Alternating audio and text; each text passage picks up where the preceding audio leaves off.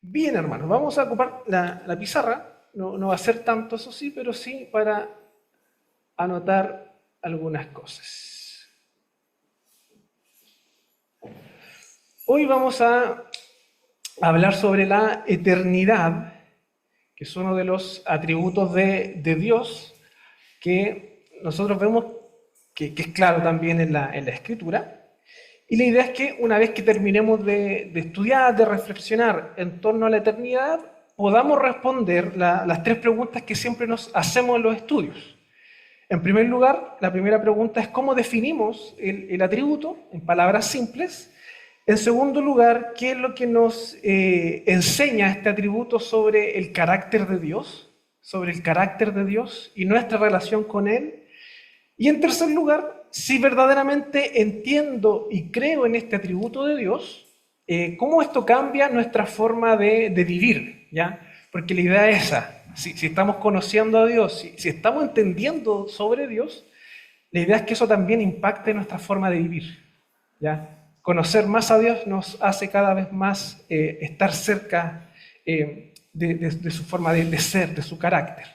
Y no solamente eso, sino también nuestra relación con el resto, ¿ya?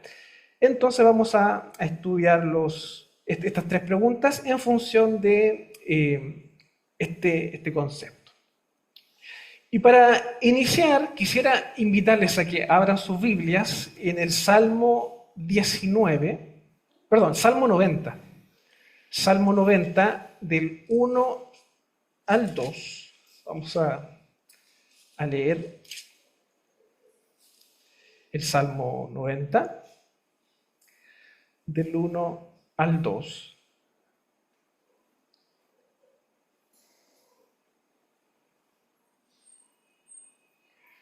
Y síganme usted en la lectura, ¿ya? El Salmo 90 va a decir lo siguiente.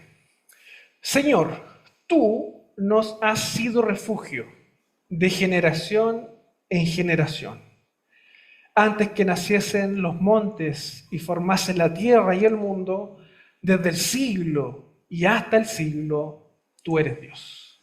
Esto es lo que dice el salmista. Tú nos has sido refugio de generación en generación. O sea, lo que está narrando ahí en la continuidad.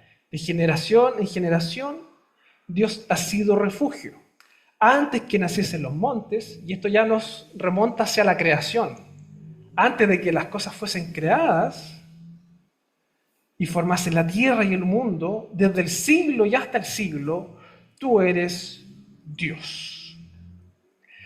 Por tanto, a través de esta lectura que nosotros hemos tenido, este pasaje claramente nos habla de esta idea de eternidad de Dios. Y quisiera que pudiésemos definir o qué entendemos por eternidad. ¿Qué significa que algo sea eterno o que Dios sea eterno en este caso? ¿Qué se nos viene a la mente cuando hablamos de eterno o eternidad? Ya. Que no tiene fin, que no tiene, ya, que no tiene principio ni fin. Y lo otro que escuché es que no tiene fin.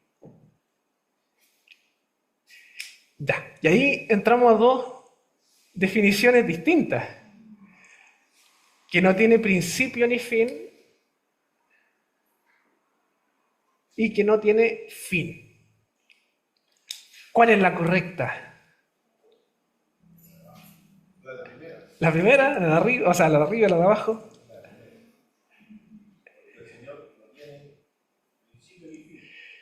Exactamente. Cuando hablamos de eternidad, al menos desde el concepto bíblico y enfocado a Dios, es la primera definición, que no tiene principio ni fin.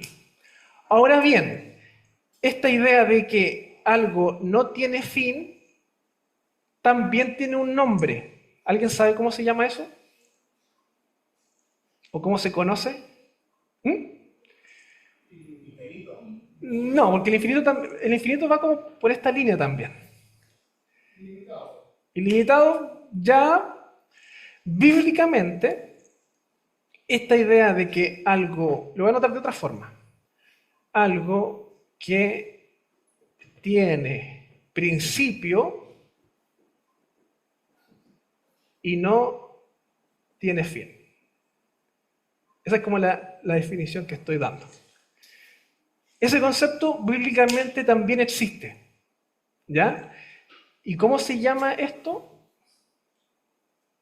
Y lo van a encontrar en algunos pasajes bíblicos, sempiterno, ¿ya? Entonces, en algunas partes de la Biblia ustedes van a encontrar esta idea o este concepto, sempiterno. ¿A qué hace referencia? También a una idea de algo eterno, pero en este caso hacia el fin nomás. O sea, que no acaba, pero que sí tiene un principio o tuvo un principio, ¿ya? ¿Y se les viene a la mente algún ejemplo bíblico de algo que es sempiterno? ¿Qué podría ser? Los hijos de Dios ¿Ya? va a ser eterno al aceptarlo él y teniendo un principio. Ya, bien. O sea, de hecho nosotros tenemos un principio, pero bíblicamente sabemos de qué somos eternos. Entonces, podríamos quedarnos con esa idea. Bien. ¿Alguna otra idea más? ¿Ah? ¿Ya? Que también es un hijo de Dios, o sea, es parte del pueblo de Dios. ¿Qué otra idea más?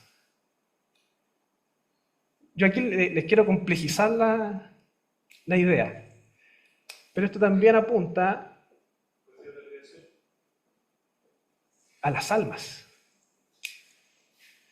Y eso también genera un debate teológico, si las almas son eternas, que siempre existieron, o las almas tienen un inicio. ¿Ya? Históricamente, la iglesia reformada o protestante ha creído que las almas tienen un inicio. ¿En qué momento inician? Es difícil saberlo, pero creemos que a lo mejor desde la concepción o cuando se forma, ahí es Dios quien crea esa alma. ¿Por qué? Porque también va a existir una corriente que va a decir de que las almas son, entre comillas, eternas, pero provienen de los padres, por ejemplo.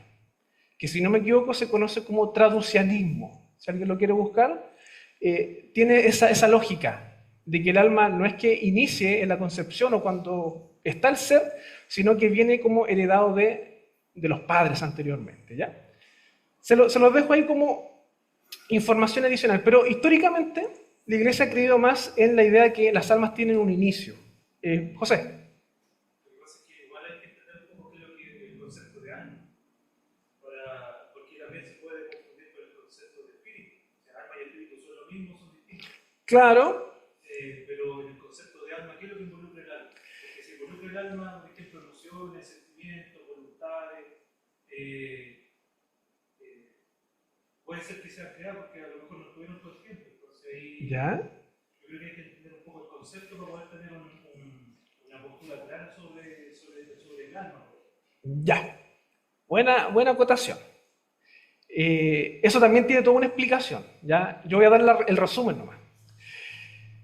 Históricamente la iglesia ha creído en que el ser humano tiene dos composiciones, una material y una inmaterial.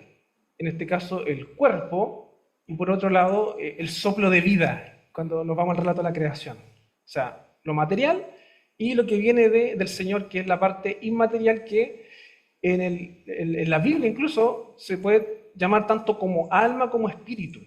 De hecho, se ocupan como sinónimos en ciertos casos. Hay otros casos que hay versículos que son más complicados y que nos pueden llevar a la confusión. Pero incluso la Biblia ocupa esos dos conceptos como sinónimos, intercambiables. ¿Cuál fue el tema? Que la filosofía griega se metió en el cristianismo. ¿Y qué decía la filosofía griega? De que el cuerpo era malo, pero el espíritu era bueno. Entonces, ¿cómo conciliamos esta idea de que un cuerpo malo, corrupto, va a convivir con un espíritu bueno? tiene que haber algo intermedio. Y ahí nace este concepto de alma. Y ahí se le asocian a eso lo que es las emociones, por ejemplo, toda esta parte más afectiva. Pero al menos bíblicamente vemos que son dos cosas. En este caso, lo material como lo inmaterial. ¿Ya? Ahora bien, apuntando, por ejemplo, a lo que tiene que ver con la salvación, ¿ya? Si nos enfocamos en eso, claramente nuestras almas o nuestro espíritu son sempiternos, porque tienen su inicio, pero bíblicamente vemos que las almas o los espíritus no mueren, incluso tanto los de los creyentes como los de los no creyentes. Y en ese sentido se cumple esta idea de eternidad, porque no tiene fin, ¿ya? Y eso es lo que nosotros llamamos como vida eterna o muerte eterna, bajo esa lógica. ¿Sí? Hermano Ramiro. Sí, una duda con respecto. Ese es solamente para los mirados, ¿cierto? Lo que está abajo, porque si vamos a lo de Dios, que es eterno, diríamos la primera que no tiene principio Ni fin. ni fin, pero acá dice que tiene principio. Los sempiternos. Sí, los sempiternos. Por eso digo, eso es solamente para los mirados. Sí, solamente para lo creado. Sí, es muy buena acotación. Sí. Cuando hablamos de Dios, nos quedamos con la primera. Eso, ¿ya? Para que no. Muy buena acotación, hermano Ramiro. Entonces, cuando hablamos de eternidad o que Dios es eterno, estamos diciendo que Dios no tiene principio ni fin. Eso quiere decir que Dios existe fuera del tiempo. ¿Ya? Y si tuviésemos que graficarlo,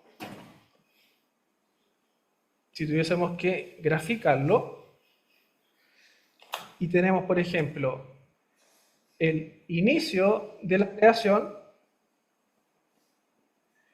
y acá tenemos en realidad no es fin, ¿eh?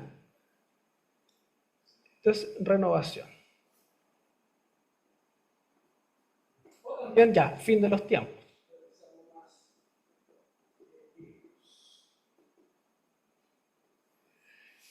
Esa es la historia que nosotros vemos, que podemos vivir en realidad. Inicio y fin, somos seres finitos, estamos sujetos al tiempo. Bueno, Dios está fuera de esto.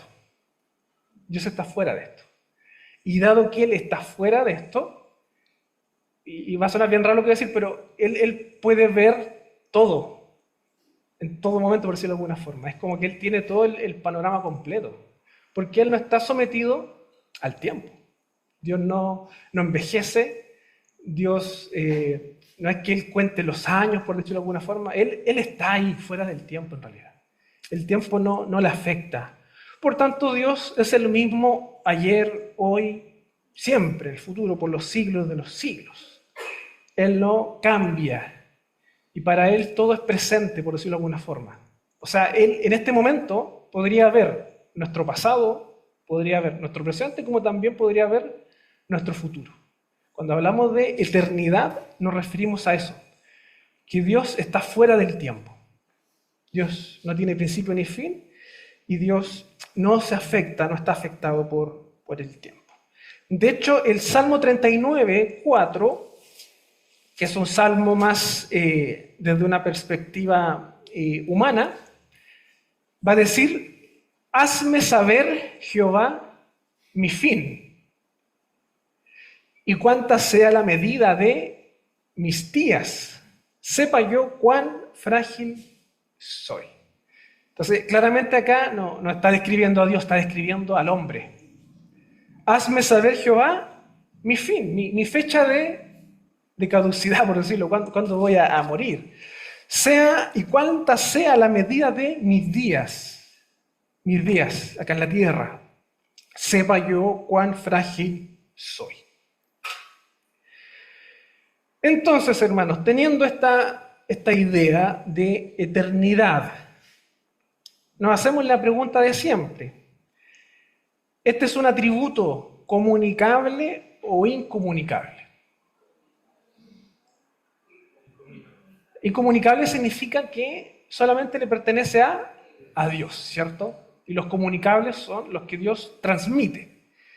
Y claro, en esencia, si nos vamos a la definición propiamente tal, claramente es un atributo incomunicable. O sea, solamente Dios es eterno en el sentido de que no tiene ni principio ni fin.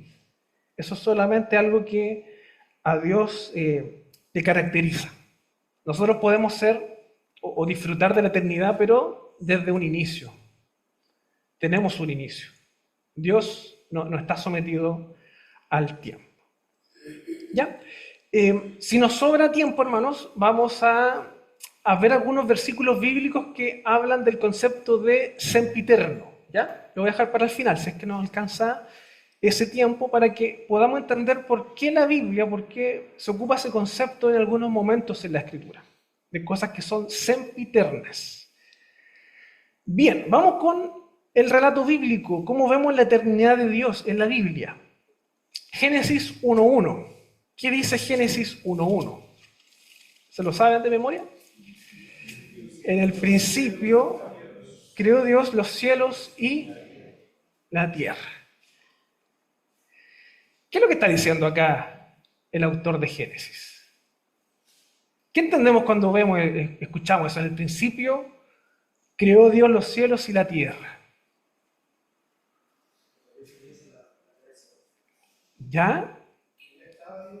Ya estaba Dios. Implícitamente está diciendo eso. En el principio, cuando todo fue creado, cielo, tierra, el contraste entre lo de arriba y de abajo, Dios ya estaba. Porque Dios lo creó. Eso es lo que está diciendo. ¿Ya? Y acuérdense lo que comentamos también las clases pasadas, que el relato del Génesis también tiene esta idea de confrontar los relatos culturales de las otras naciones. Y las otras naciones decían de que, por ejemplo, los dioses eran creaciones también. O del caos nacen los dioses. Eso es lo que enseñaban, por ejemplo, en las naciones babilónicas. Cada pueblo tenía su relato de la creación. Entonces, ¿qué es lo que hace Dios? Y a través del pueblo de Israel les comenta y les dice cuál es el verdadero relato, cuál es la verdadera historia. En el principio, antes de que todo fuese creado, Dios ya estaba. Dios ya era. Dios ya existía. ¿Cuál es el origen de Dios? No sabemos, no tenemos idea y posiblemente no exista tampoco. ¿Por qué? Porque Él es eterno, ¿ya? Y la Biblia tampoco, y Dios tampoco da mucha relevancia a ese tema. La Biblia da por hecho que Dios existe, porque es eterno. Hermano Ramiro.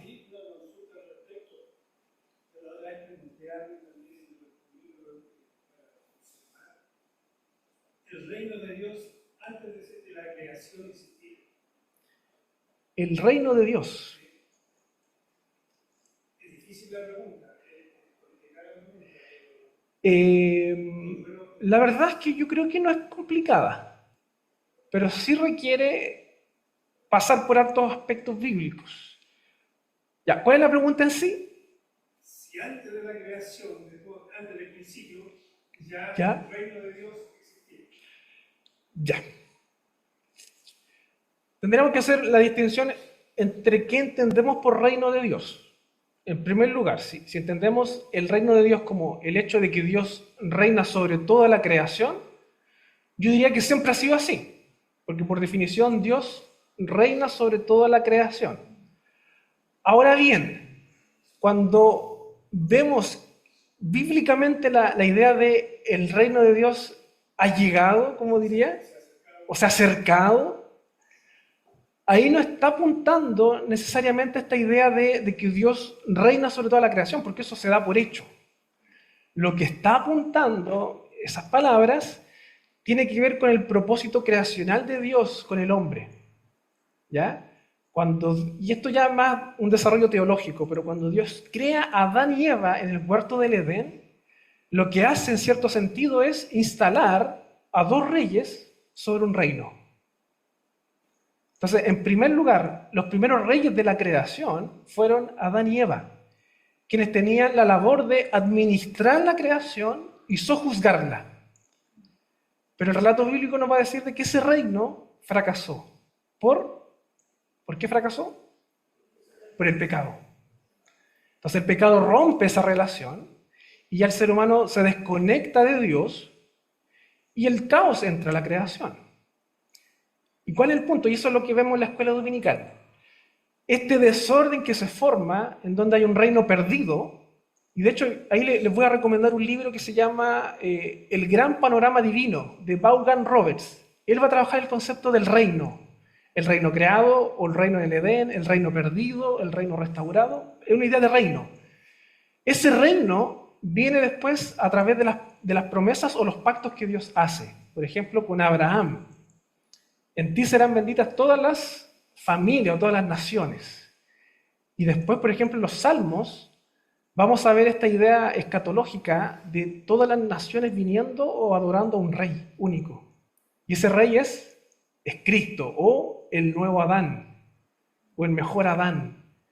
Entonces, bajo esa lógica del reino creacional, podríamos decir que ese reino tiene un inicio. En Adán, que se distorsiona, pero a través de la promesa, vemos que es restaurado ese reino, a través de Cristo. Y por eso que dicen, arrepiéntanse porque el reino se ha acercado. La restauración de la creación se ha acercado. Ese propósito original que tuvo Dios con el hombre se ha acercado. Eso es lo que está diciendo el mensaje. ¿Ya? Entonces, bajo esas dos perspectivas, tenemos esas dos respuestas. ¿Ya? ¿Se entiende? Sí, requiere un poquito más de desarrollo, pero al menos es así.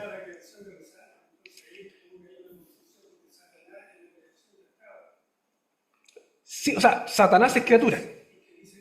No fue creado en el momento del principio. Sí, es que Génesis no tiene ese propósito de mostrarnos con lujo de detalle todo lo creado. De hecho, Génesis como que va a dar por hecho que los ángeles existen. De hecho, como que la presencia angelical se va a notar como muy posterior al relato. Y de hecho, si no me equivoco, creo que uno de los profetas, si no me equivoco, Ezequiel, no estoy bien seguro, ahí podríamos corroborarlo, va a narrar un poquito esta idea de la desobediencia de Satanás, ¿ya? Pero los ángeles son creados, son criaturas, sí, eso está por hecho. ¿En qué momento o en qué día no lo sabemos?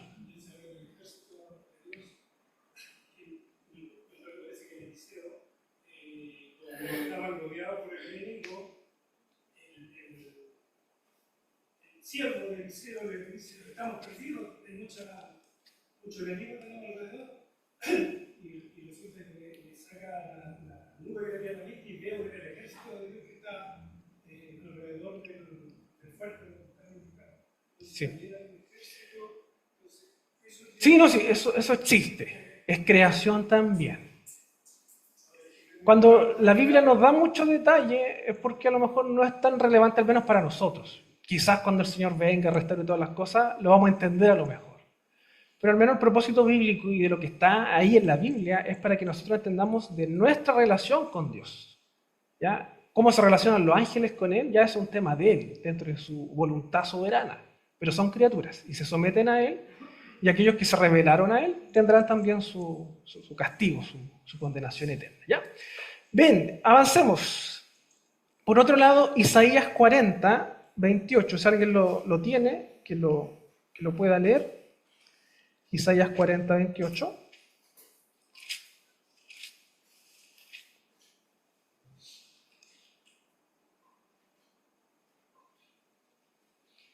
El primero que lo encuentre, que lo lea nomás.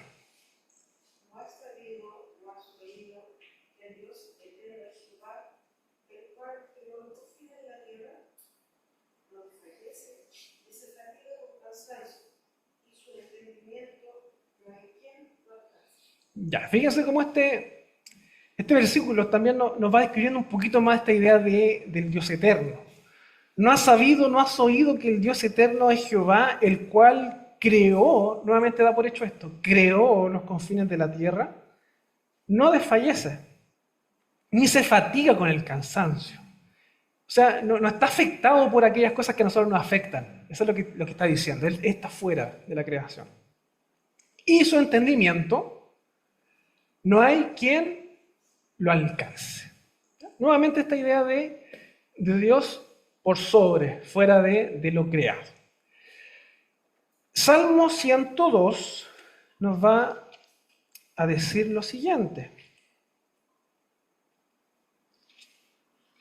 Salmo 102 del 24 al 27 va a decir: dije, Dios mío, no me cortes en la mitad de mis días. Por generación de generaciones son tus años. Desde el principio tú fundaste la tierra, y los cielos son obra de tus manos. Ellos perecerán, mas tú permanecerás, y todos ellos como una vestidura se envejecerán. Como un vestido los mudarás y serán mudados. Pero tú eres el mismo, y tus años no se acabarán. Acá claramente está tomando como referencia al ser humano y lo está comparando con Dios. Un Dios que no se acaba, un Dios que crea la creación. Vemos cómo el ser humano perece, el ser humano muere, pero Dios permanece. Eso es lo que está diciendo acá el salmista. Por tanto, Dios no está afectado por el tiempo. Eso es lo que nosotros vemos. Salmo 145:13, si alguien lo tiene por ahí, que lo lea. Salmo 145:13.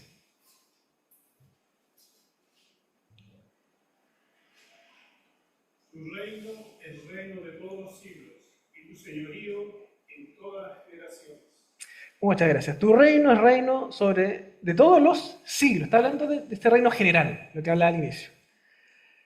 Y tu señorío en todas las generaciones. Ya cuando habla de todas las generaciones, o todas las edades, o los siglos, está hablando de un todo, un Dios que es eterno, que gobierna sobre todas las cosas en todo tiempo.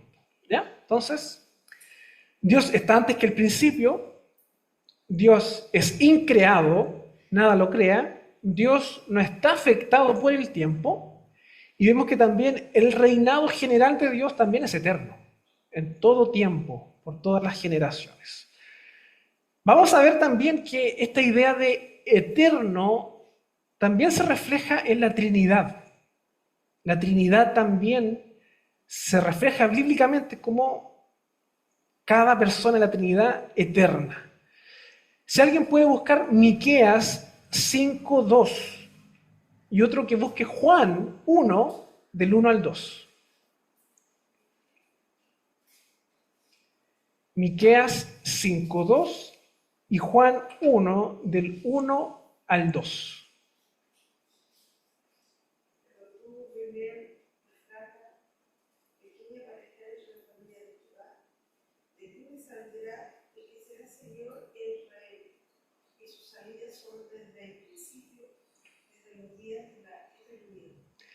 ¿De quién está hablando ahí? De Jesús, del Mesías. ¿Y qué es lo que dice? Si me puede leer de nuevo, hermana Juanita.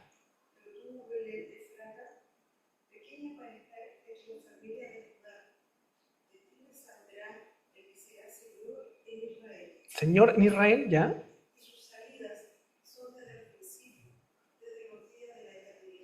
Desde el principio, desde los días de la eternidad. Entonces aquí, muchas gracias. Aquí vemos que el Hijo, en este caso el Mesías, Jesucristo, es descrito como eterno, ¿ya? Juan 1, del 1 al 2, ¿si alguien lo tiene? ¿Alguien lo tiene? Sí, allá. En el principio el verbo, y el verbo era con Dios, y el verbo era Dios. Este era en el principio con Dios. ¿Qué está diciendo Juan ahí? En el principio era el verbo, y el verbo era Dios. ¿Qué está diciendo Juan? ¿Se acuerdan a quién le escribe Juan? ¿Cuál es el público objetivo de Juan? No son los judíos. Mateo le escribe a los judíos. ¿Se acuerdan o no? Su público objetivo, o sea, obviamente para nosotros también es, pero en primer lugar para los gnósticos. Los gnósticos. ¿Se acuerdan que los gnósticos eran los que negaban el tema de la divinidad de Cristo? La divinidad del Hijo. Que el Hijo no era Dios, o que el Hijo fue creado. El gnosticismo, dentro de todas sus enseñanzas, apuntaba a eso.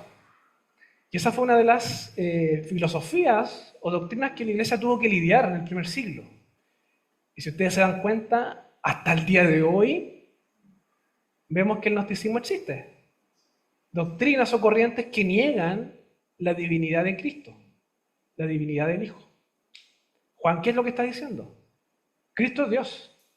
El verbo estaba en el inicio, está ahí y es Dios. Eso es lo que está diciendo. Y de hecho Pablo también en otras cartas él va a decir de que a través de Cristo fueron creadas todas las cosas. O sea, Pablo va a ser más enfático todavía y él va a decir, Cristo es Dios y por medio de él y para él. Y por él subsisten todas las cosas. ¿Ya? Entonces, el Hijo es eterno. Hebreos 9:14. Si alguien lo tiene, que lo busque, por favor.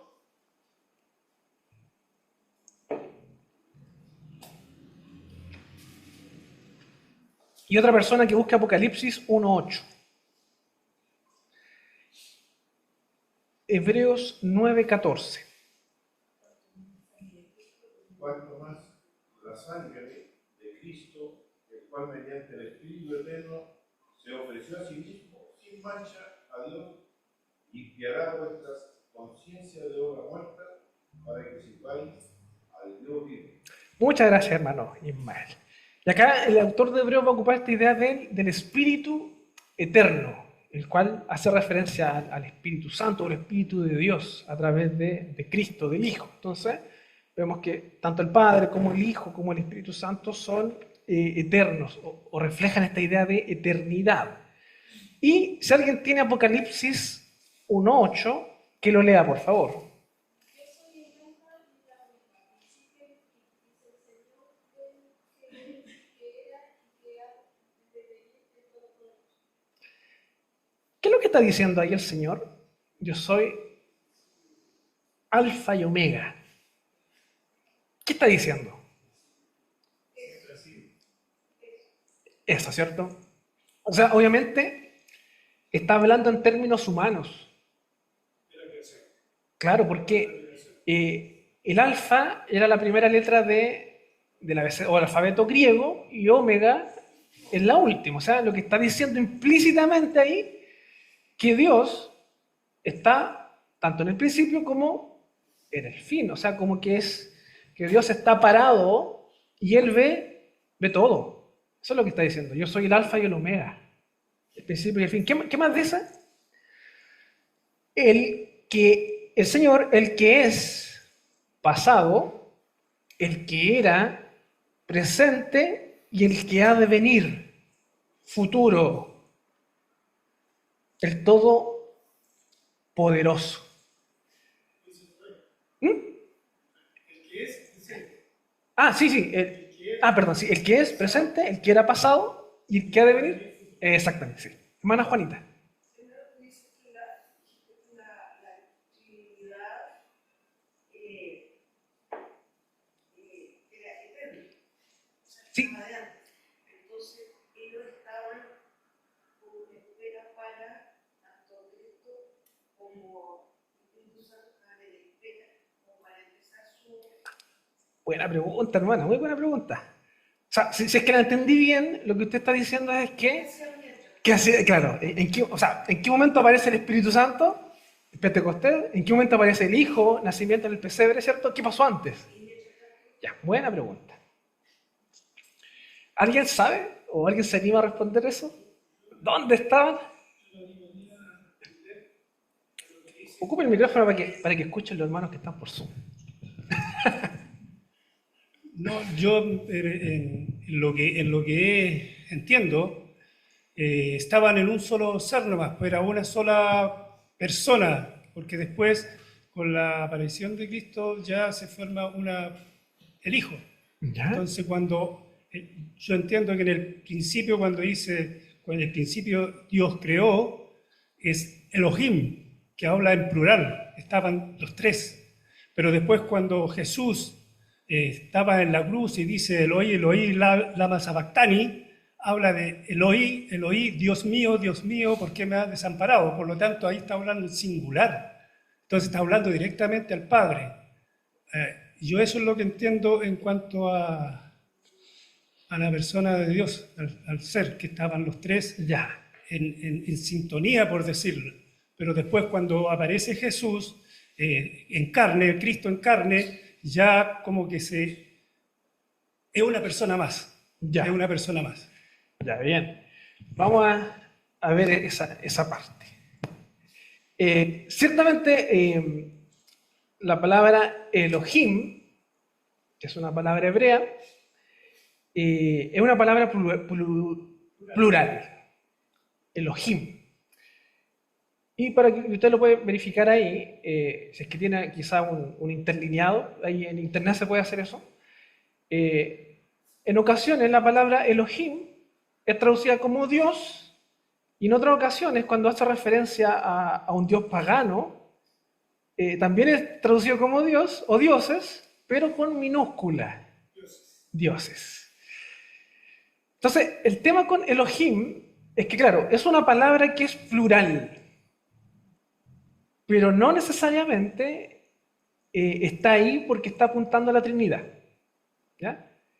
Porque es una palabra que semánticamente, por decirlo de alguna forma, o arquetípicamente es plural, y que se ocupaba en ese contexto para hacer referencia a Dios, o también a dioses. ¿Ya? Ahora bien, si quisiéramos ver la Trinidad bíblicamente en el Antiguo Testamento, hay otros pasajes que también nos muestran eso. De hecho, en Génesis 1 va a decir que el Espíritu de Dios se movía sobre la... Claro, entonces ahí ya tenemos una referencia también implícita a que el Espíritu de Dios también estaba presente en la creación. ¿Ya? Por ejemplo, cuando está la Torre de Babel, cuando dice descendamos, habla ahí en plural, también tenemos ahí una referencia. Claro, entonces hay que tener esa distinción con Elohim, ¿ya? Que no necesariamente la idea original era representar la Trinidad, sino que se ocupaba para hablar de Dios. ¿Ya?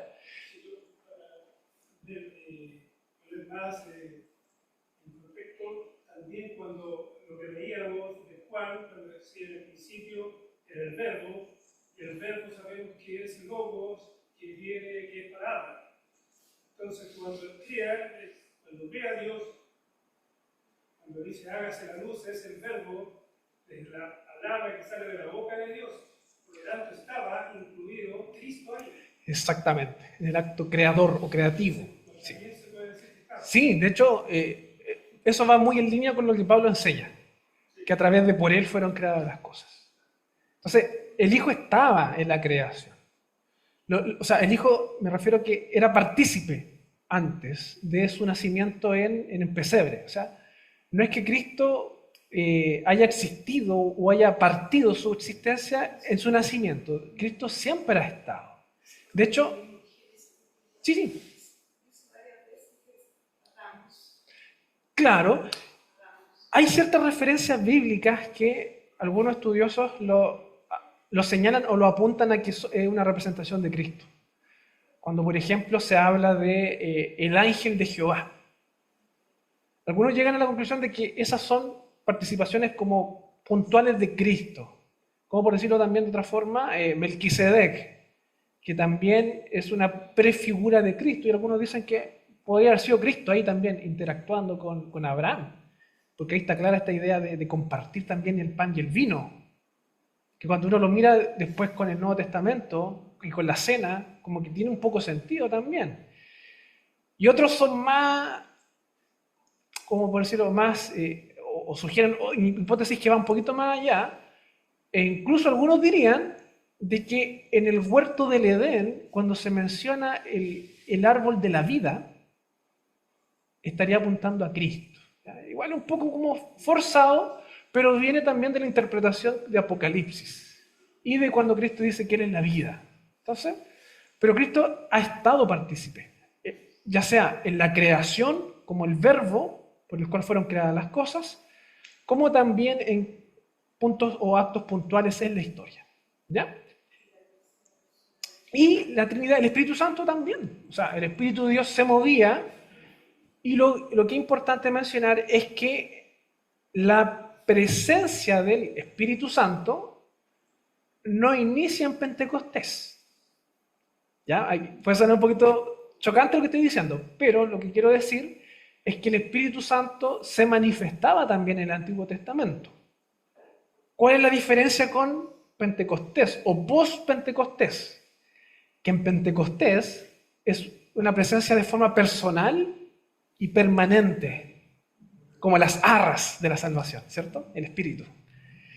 En el Antiguo Testamento, en la antigua dispensación, el Espíritu Santo también estaba presente, pero era como de forma temporal y colectiva con el pueblo de Dios. Entonces, por eso cuando vamos al Salmo 51, cuando David ora pidiendo perdón a Dios, él va a decir en un momento, y no quites tu Santo Espíritu de mí. O sea, David reconoce de que hay una presencia que es un poco más personal, que es de Dios, que estaba en él, y él dice, no la quites de mí. Entonces, también vemos la interacción del Espíritu Santo de forma más impersonal y de forma más colectiva, en cierto sentido. ¿Ya? ¿Se entiende la idea? En Pentecostés ya es de forma personal, por decirlo de alguna forma. Y de hecho, también el Espíritu Santo desciende en forma de paloma en el Nuevo Testamento, y vemos también su involucramiento más activo. ¿Ya? Pero siempre ha estado la Trinidad interactuando. ¿Ya? ¿Se entiende esta idea? Ya, bien. Nos quedan 10 minutos. Vimos cómo la Biblia habla de la eternidad, y sobre todo en Apocalipsis, cuando Dios dice el alfa y el omega, tiene una importancia relevante en lo que es la interpretación, y es lo que le está diciendo Dios a las 7 iglesias. Porque ¿por qué momento estaban viviendo las 7 iglesias? ¿Se acuerdan? Persecución. Ellos estaban muriendo por ser cristianos. Ellos estaban sufriendo las consecuencias de ser hijos de Dios. Entonces, ¿qué es lo que dice el Señor? En cierto sentido, cuando dice alfa y omega, lo está consolando. Está diciendo, yo soy el alfa y omega. Todo lo que está ocurriendo está en mi mano, yo lo sé. El principio y el fin. El Señor, el que es, era y que ha de venir. El Todopoderoso. O sea, se podrá levantar cualquier imperio contra la iglesia, eso es lo que le está diciendo, pero yo soy el Todopoderoso. Porque yo soy el alfa y el omega, o sea, yo los conozco ya, y sé quiénes son.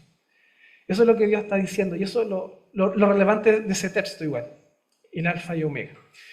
Bien, vamos con qué implica para nosotros la eternidad de Dios.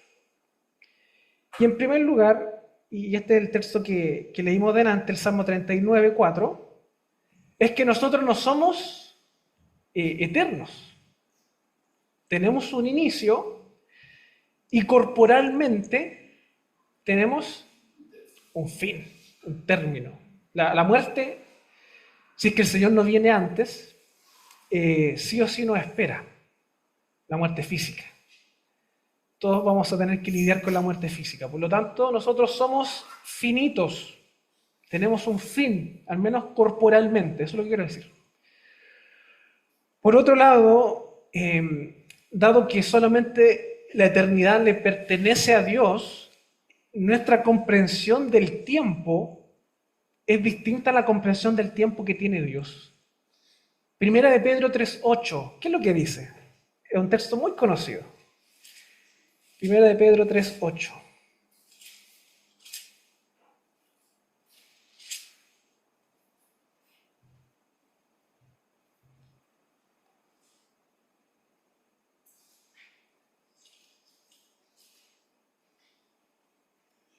En fin, únanse todos en el mismo sentido, sean compasivos, misericordiosos y amigables, ámense fraternalmente. No, creo que ese era, no. Ya, lo anoté mal, pero es cuando dice el Señor, un día son como 1000 años. Sí, creo que anoté mal la cita, pero a eso apuntaba, ¿ya?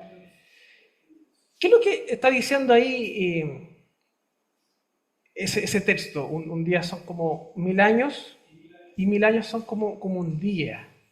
Y ahí está hablando de la venida de Cristo.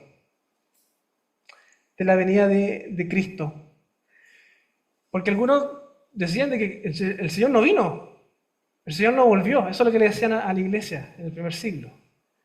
Y lo que está diciendo acá el autor es, no se desalienten, no se impacienten.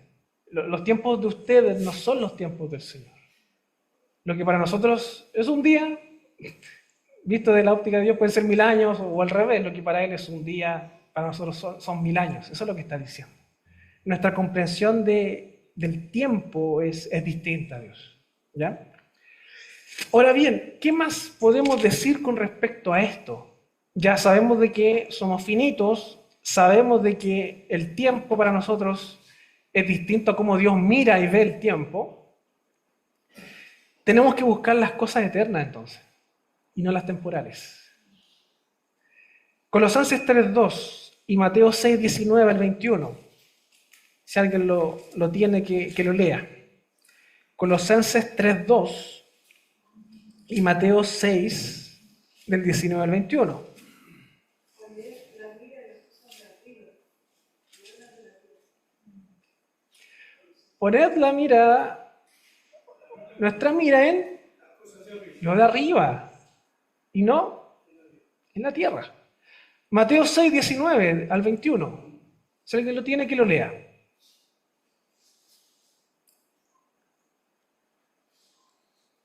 No os hagáis tesoros en la tierra, donde la polilla y el orín corrompen y donde ladrones no tienen. Sino haced tesoros en el cielo, donde ni la polilla ni el orín corrompen, donde los ladrones no tienen. Porque donde esté vuestro tesoro, allí estará también vuestro corazón. Muchas gracias. ¿Qué es lo que está diciendo el Señor Jesucristo ahí? Nuevamente lo mismo, ¿cierto? Mateo 6, 19, 21.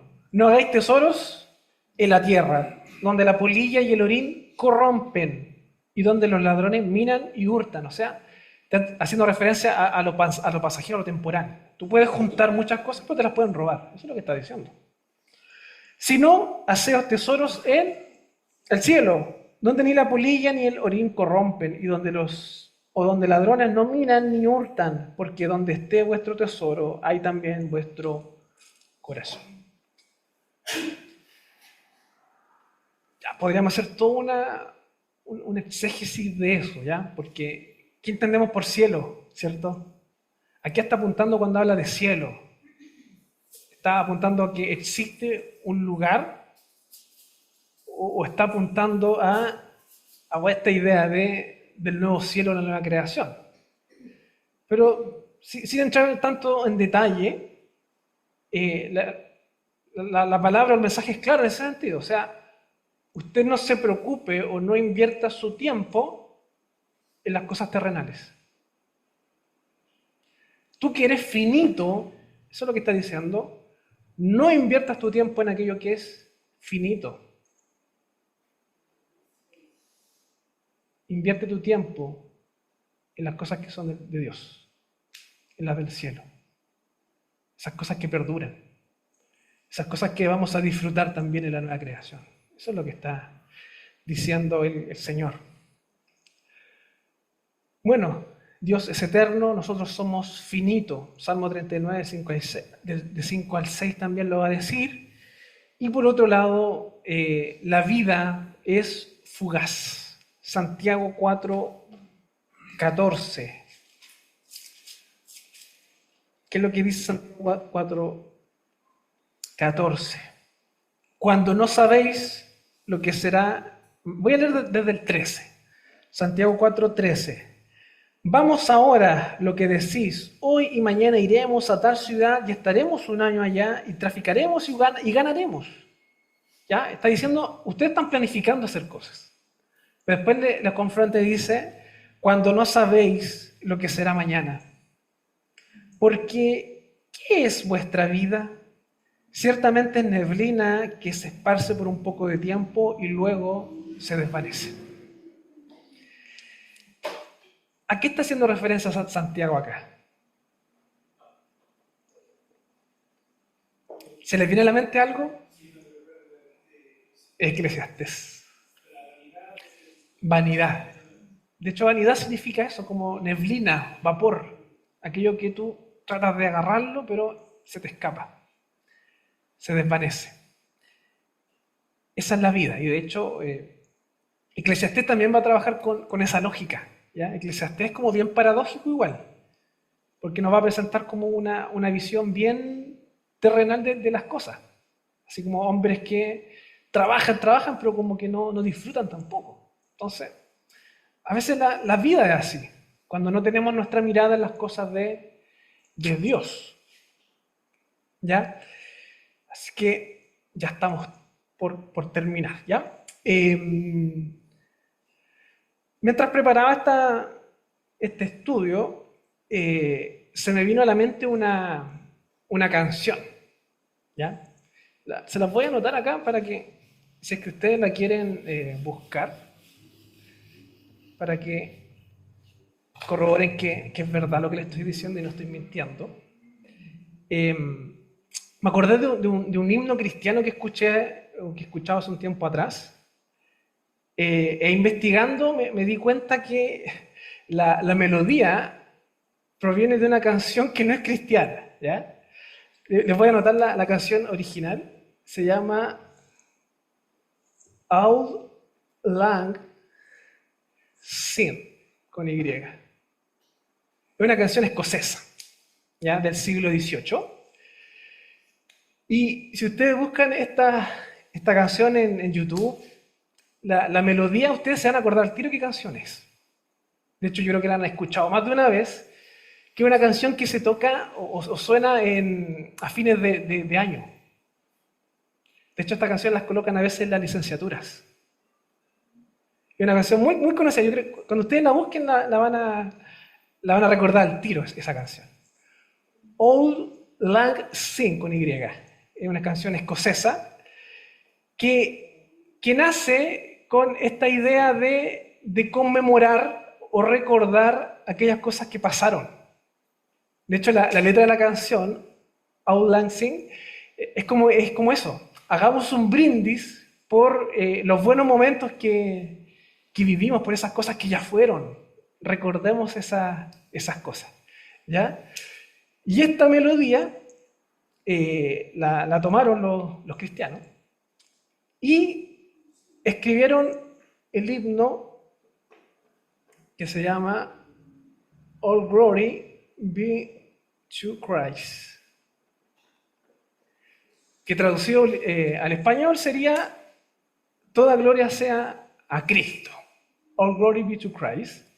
Y si usted la quiere buscar en español se llama La gloria es de Jesús, ¿ya? La melodía es súper conocida, usted la ha escuchado, estoy seguro que usted la ha escuchado.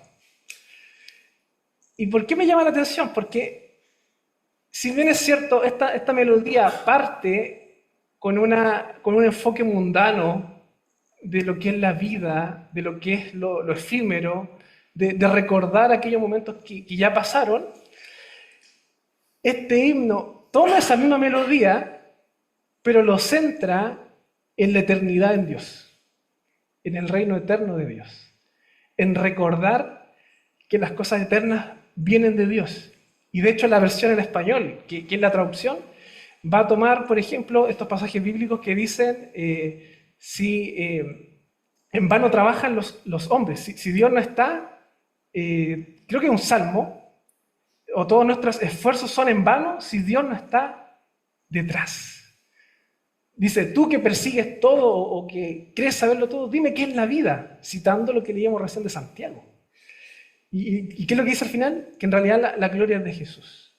Entonces me pareció interesante cómo la iglesia también resignifica una melodía que tenía un enfoque mundano de entender la vida, entender los momentos de una forma pasajera, y al final lo resignifica de una forma que nos lleva hacia la eternidad, a recordar el reino eterno de Dios. Y de hecho la última estrofa habla de eso, que el reino eterno y que va a venir, que es de Dios, y ese reino no perece.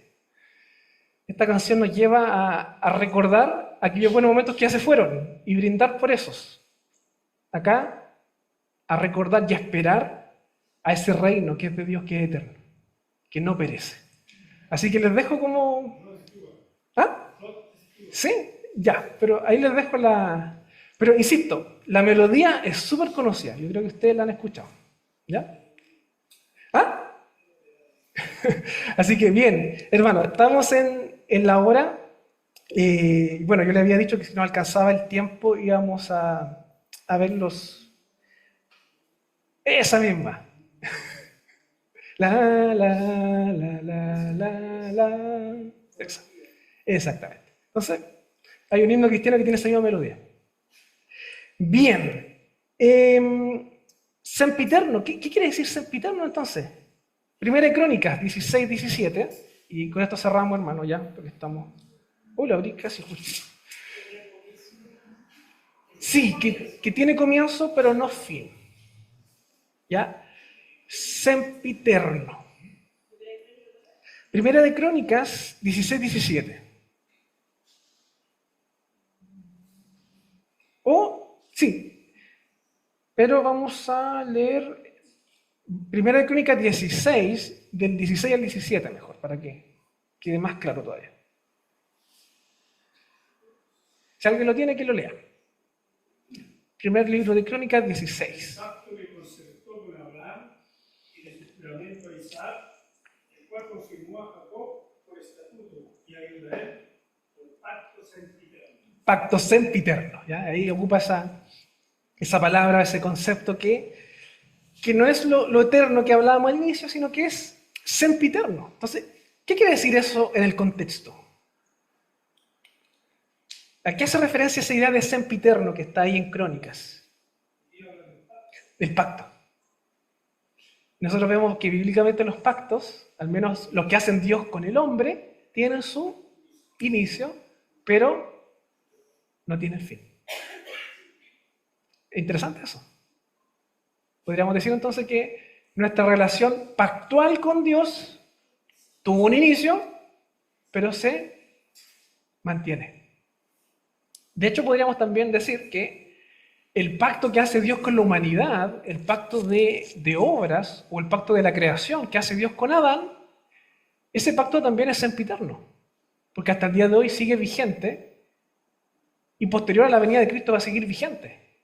Aquellos que no creyeron en Cristo son condenados por fallar al pacto de obras, pero aquellos que sí creen en Cristo, la obra de Cristo es contada como obra propia y son justificados.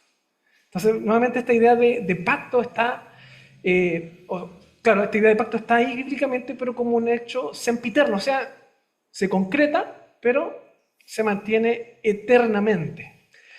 Isaías 24:5, y con esto vamos a terminar, hermanos, porque ya estamos en la hora.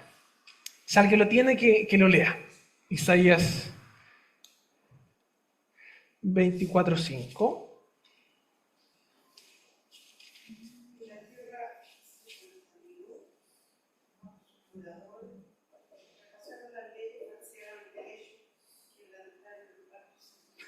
El pacto sempiterno. Nuevamente esta idea del pacto sempiterno. Y la tierra se contaminó bajo sus moradores. ¿Por qué la tierra se contaminó? Por el pecado. La desobediencia de Adán y Eva trajo consecuencias a la creación. Y eso generación es generación también. Entonces la tierra se contaminó porque traspasaron las leyes. O sea, no obedecieron a Dios. Falsearon el derecho. Quebraron o quebrantaron el pacto sempiterno. ¿A qué pacto está hablando ahí?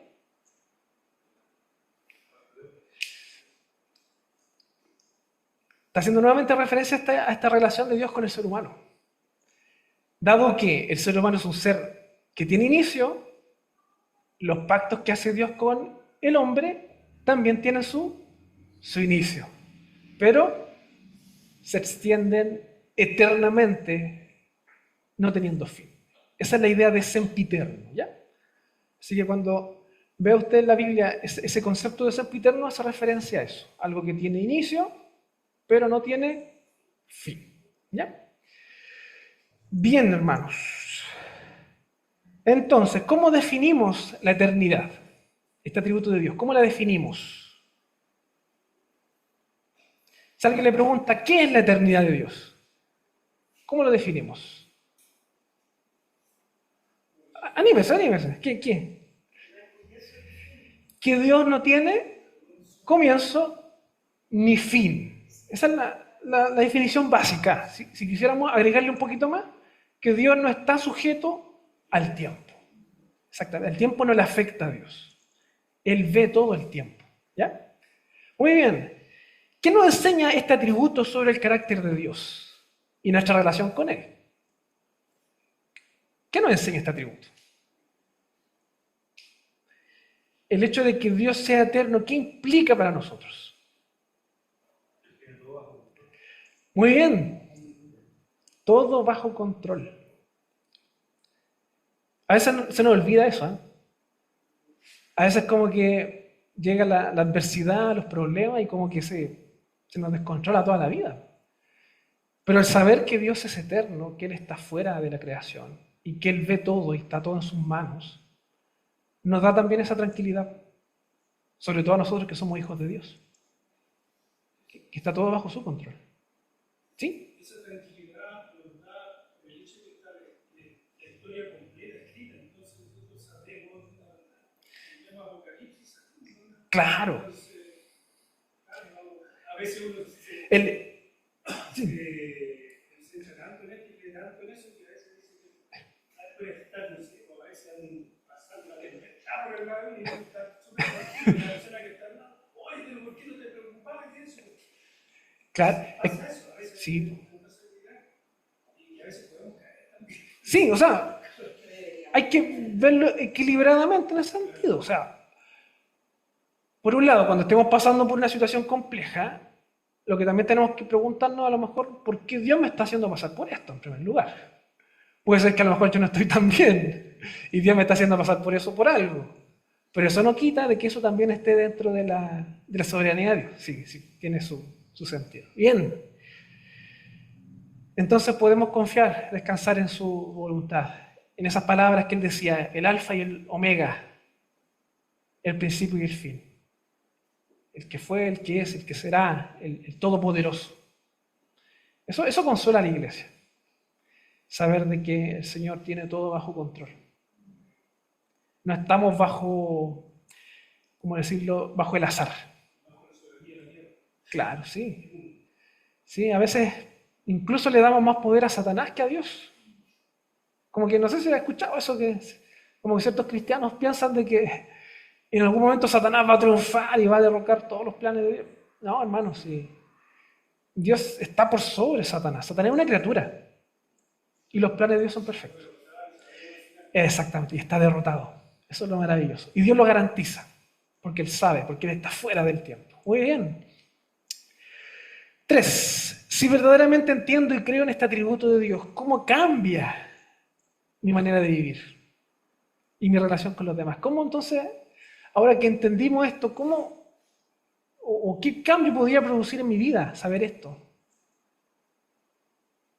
Para empezar, no tenerle miedo a la muerte, porque Sí. que va a estar con Él para siempre. Eso es Eso es muy importante, hermana Juanita, porque el cristiano no escapa de la muerte, obviamente, pero sí la enfrenta de una forma distinta. Y eso es totalmente impactante hoy en día. O sea, vaya usted a un funeral de una familia no cristiana y esa sensación de desesperanza, de desconsuelo, usted no la va a ver en la iglesia o en el pueblo de Dios. Porque el saber y conocer todo esto nos lleva a ver la muerte como un paso más. E incluso, me atrevería a decir, que nosotros deberíamos ver la muerte como algo positivo, porque eso nos acerca más a Dios. Y es lo que diría el apóstol Pablo. No sé qué hacer, si estar vivo o morir. Porque para mí el morir es Cristo. O sea, si yo me muero, me voy con Él. Pero Dios quiere que esté acá. Entonces Pablo tenía esa lucha. Pero el cristiano enfrenta la muerte de una forma distinta. algo por ahí dijo, la muerte es la antesala de la vida. Interesantes. De hecho, yo quería hablar de la vida eterna. Ya, denme 2 minutitos. Yo no sé si sea la antesala de la vida eterna. ¿Ya? ¿Por qué? Ya. La pregunta es, ¿qué es la vida eterna? Y teniendo esa definición, vamos a saber en qué momento inicia la vida eterna. ¿Qué es la vida eterna? Creo que la vida eterna, haciendo referencia al inicio, es cuando uno ha pasado a la muerte a vida, cuando uno ha pedido el agua de Cristo, de ahí uno ya ¿Ya? tiene la vida eterna. ¿Ya? Y porque la muerte ya no tiene autoridad sobre la vida del creyente. La muerte espiritual. Juan 17:3. Búsquenlo. Juan 17:3. ¿Qué dice? Y esta es la vida eterna, que te conozcan a ti, al único Dios verdadero y a Jesucristo a quien has enviado. Entonces incluso podríamos decir que el conocer a Cristo o tener ese encuentro con Él ya es estar en vida eterna. O sea, es como el inicio, por decirlo de alguna forma. El morir es como ya el paso ya más cerquita, por decirlo de alguna forma. Pero hermano, la vida eterna, usted la vive, la disfruta de forma parcial acá en la tierra. Cuando usted, exactamente, cuando usted creyó en Cristo, cuando usted conoció al Dios verdadero, usted ya tuvo o ya empezó a disfrutar esa vida eterna. ¿Y sabe por qué? Porque Dios se la garantiza a través del Espíritu Santo, que es el sello, la marca y las arras, el anticipo de la vida venidera. Entonces, hermano, usted tiene que tener seguridad. Si usted creyó en Cristo, si usted conoció el Evangelio, si usted se arrepintió genuinamente de sus pecados, usted ya tiene la vida eterna, porque ya conoció al Dios verdadero y a Jesucristo al cual Él envió. ¿Se entiende la idea? Hermano Ramiro. Es pasar de la muerte, es algo que nuestro cuerpo, eso es lo que entiendo, ¿verdad? Y lo que medito, nuestro cuerpo no tiene prisionero en este momento de ser terrenales. Nuestro cuerpo está. Eso suena como muy griego. Sí, suena que. El cuerpo es la prisión del alma, diría. Y la muerte lo hace liberarnos. Lo hace liberarnos de este cuerpo corrupto. Que va a ser polvo. Sí. Porque dice que el pecado pasó a la carne. Por lo tanto, el cuerpo tiene que morir de todas maneras. Sí, A no ser de que sea transformado como Pablo y llegue con vida al último día. Claro. Y sea transformado por cuerpo. Sí, de hecho, de una forma bien sistemática y fría, podríamos decir que la muerte es la separación del cuerpo y alma. Eso. El cuerpo, como diría Eclesiastés, creo que lo dice, vuelve al polvo y, claro, y el alma vuelve a Dios, quien la dio. ¿Ya? Entonces, evidentemente, para el cristiano la muerte es distinto. La forma de enfrentar la muerte es distinta. ¿Ya? La muerte no es tan terrible, sino que No. es algo más terrible la enfermedad. La enfermedad que Las consecuencias, sí. Sí. Con mayor fe y. Pero el apóstol Pablo igual nos deja un consejo. Él dijo, yo tengo un aguijón en la carne, le pedí al Señor que me lo quitara, pero el Señor le dijo que no. Porque en la debilidad se perfecciona el poder de Dios. Entonces, incluso hermano, en el dolor, en la enfermedad, Dios nos llama a buscar ese contentamiento. A veces nos cuesta entenderlo. Pero aún así eso nos lleva más, es difícil, sí, pero nos lleva más a Dios. De ahí está la diferencia entre el cristiano y el no cristiano. El cristiano lo va a ver, o sea, el no cristiano lo va a ver como un castigo a lo mejor, o que Dios se olvidó de él. Para nosotros incluso la enfermedad puede ser la forma en que Dios nos lleva más hacia Él. Exactamente. Bien, hermanos, ya estamos pasaditos, así que les agradezco su... Sí, teníamos para...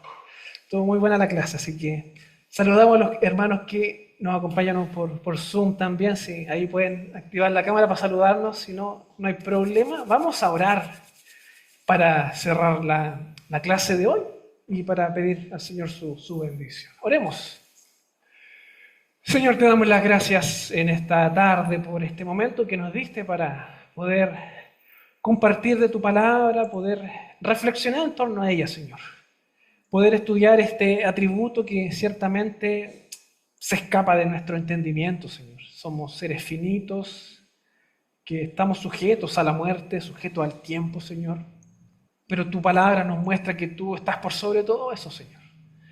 Tu reino es eterno, que tú gobiernas la creación desde los inicios, Señor. Antes de que todo fuese creado, tú ya estabas, Señor. Y eso también nos da confianza, saber de que el Dios al cual servimos, el Dios al cual hemos creído, es el Dios soberano, que gobierna sobre todo lo creado, Señor. Te damos gracias también porque nos has permitido el disfrutar de esta vida eterna, Señor. Como tu palabra lo dice claramente, el conocerte a ti, el entender que Cristo ha sido enviado para morir por nuestras faltas y tener ese convencimiento ya es vivir la vida eterna, Señor. Gracias por esa seguridad, porque podemos enfrentar la vida cristiana de una forma distinta, sabiendo que somos posesión tuya, Señor.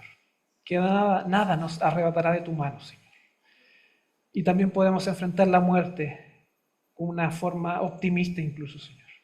Entendiendo de que eso nos va a llevar hacia ti, a ese anhelo de esa nueva creación, cuando tú renovarás todas las cosas, Señor.